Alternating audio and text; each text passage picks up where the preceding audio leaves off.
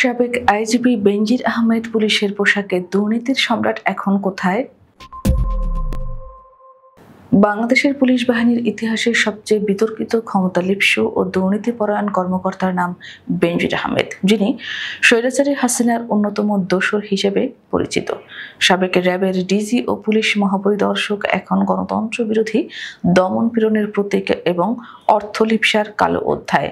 তিনি আইজিপি থাকাকালীন সময় স্বৈরাচার সরকারের বিরোধীদের দমন, মিথ্যা মামলা, গুম, খুন, হেফাজতে নির্যাতনের অভিযোগ রয়েছে তার বিরুদ্ধে। আইনশৃঙ্খলা বাহিনীকে বিরোধীদের বুকে গুলি চালানোর হুকুমও দিতেন স্বৈরাচারী হাসিনার গোলাম এই বেনজির আহমেদ।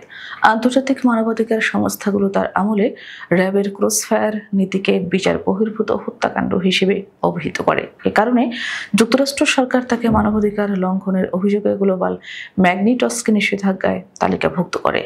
আল জাজিরার অনুসন্ধানেও উঠে আসে এই বেনজিরের অন্ধকার সাম্রাজ্যের কাহিনী।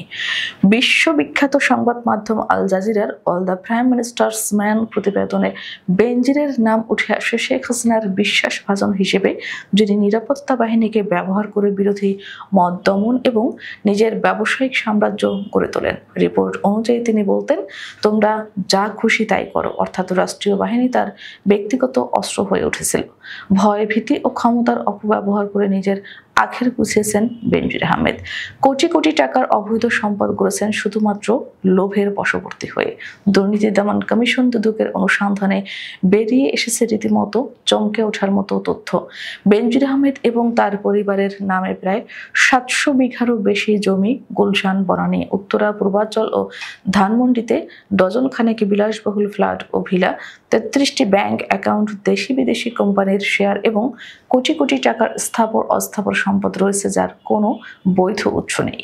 দুদকের তদন্তে জানা গেছে, গোপালগঞ্জ, মাদারীপুর, নারায়ণগঞ্জ সহ একাধিক জেলায় বেনজির নিজ নাম ও আত্মীয়দের নামে জমি কেনেন, যার পরিমাণ 697 বিঘা ছাড়িয়ে গেছে।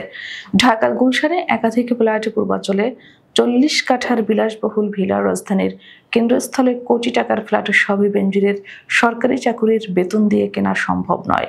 অনেক জমি ও সম্পত্তি হিন্দু সম্প্রদায়ের কাছ থেকে ভয়ভীতি দেখিয়ে দখল করে নেওয়া হয়েছে বলে অভিযোগ রয়েছে।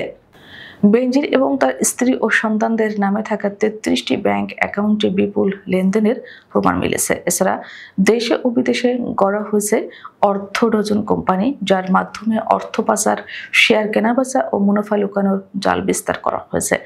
বেনজির আহমেদের বিরুদ্ধে দুর্নীতি দমন কমিশন দুদক এখন পর্যন্ত অন্তত 4টি মামলা দায়ের করেছে। এসব মামলায় অভিযোগ রয়েছে ভুয়া পাসপোর্ট ব্যবহার, অবৈধ সম্পদ অর্জন, তথ্য গোপন এবং জালিয়াতির মাধ্যমে সম্পত্তি রেজিস্ট্রেশন। তার স্ত্রী ও কন্যাকেও আসামি করা হয়েছে। প্রতিটি মামলায় দেশের আলোচিত দুর্নীতি চক্রের অন্যতম নজির হয়ে উঠেছে। বেনজির বর্তমানে পলাতক। সবচেয়ে উদ্বেগের বিষয় হলো, এসব ভয়ঙ্কর অভিযোগ প্রকাশ পাওয়ার পর বেনজির আহমেদ দেশ ছেড়ে পালিয়ে গেছেন।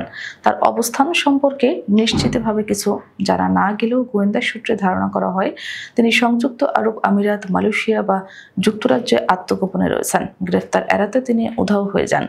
একজন আইজিপি কিভাবে এত অল্প সময় শত শত কোটি টাকার মালিক হয়ে উঠলেন? কিভাবে রাষ্ট্রীয় ক্ষমতা ব্যবহার করে ভয় ভীতির সাম্রাজ্য গড়ে তুললেন? এসব প্রশ্নের উত্তর না মিললে বাংলাদেশে আইনের শাসনের প্রতি জনগণের আস্থা চিরতরে ভেঙে পড়বে।